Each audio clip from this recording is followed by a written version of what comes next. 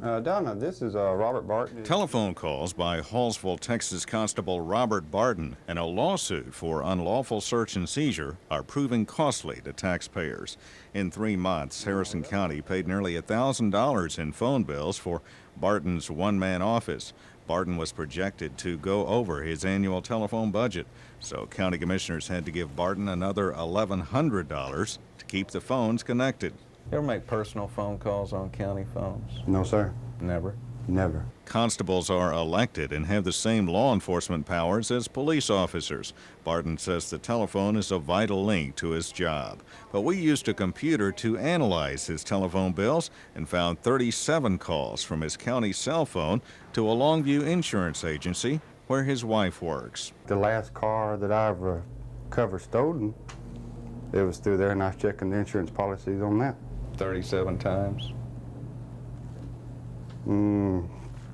It could be different traffic stops and that kind of thing. 37 times? Could be. We also found 33 calls to Barton's home and 26 calls to a friend's home. After we asked him about 13 calls to his father's home, Barton then said not all his calls were county business. So were those personal calls? Probably so, yes, sir. Barton says he can't explain a 22-minute call from his office to Horseshoe Casino in Bossier City, or one to a Tyler men's clothing store, or 11 calls to credit unions. Barton reimbursed the county $200 late last year after his phone bills raised red flags with the county auditor.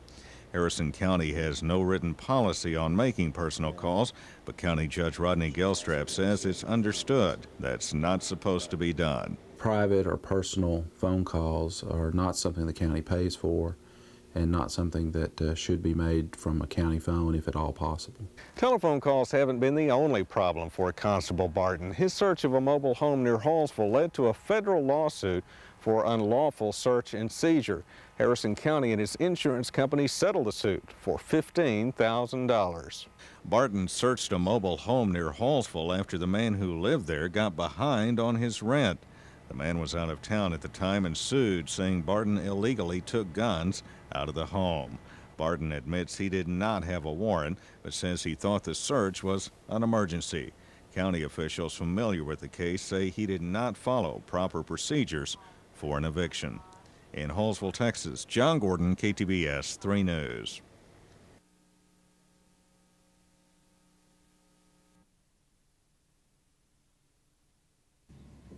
What are state employees doing with your computers, your time, and your money? Some are sending personal messages over the internet during office hours, looking for swinging romantic partners, trying to fix technical problems so games will run on their computers at work, or selling pickups and Furby dolls. We searched the internet for messages posted to news groups, which are like electronic bulletin boards. We were looking for messages from state offices in Louisiana, Texas, and Arkansas. These are some of the dozens of messages we found that don't seem to have anything to do with state business. From the Louisiana Department of Environmental Quality, someone looking for hot encounters with a married woman or couples. The message ends with, "Let your imagination run wild." An employee at the Louisiana Department of Natural Resources was having trouble getting the game Quake to load on his computer at work. We traced more than a dozen internet messages talking about sex, gardening, car problems, and perfume to DEQ's headquarters in Baton Rouge and the email address of Jerome Friedman. Friedman is an environmental coordinator. He makes $43,000 a year, almost $21 an hour, but he says he knows nothing about the messages. You have no idea where this came from? No, I don't. You didn't post these? No, I didn't. Friedman says the messages give a correct physical description of him. One message also asks for help with the mechanical problem with the pickup he drives. Another message talks about an apple tree at his house. Friedman does have access to the internet in his office, but he says he did not send the messages. So you think somebody's been posting these things under your name and you don't know anything about it? I suppose that's a real possibility. Is it a possibility or is it what happened? I didn't post them. Who did? I have no idea. A message from another DEQ office talks about cross-dressing and says one of the Teletubby characters wears a frilly little ballet skirt and really likes it.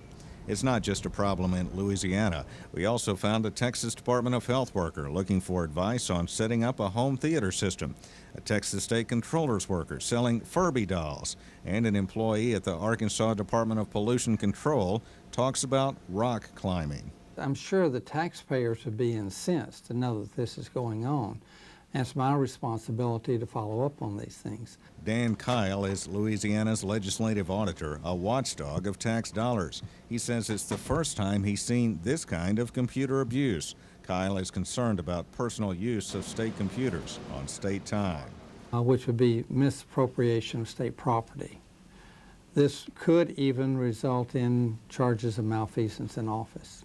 We also showed the messages to State Representative Cedric Glover of Shreveport. I guess that's what they mean by cybersecurity.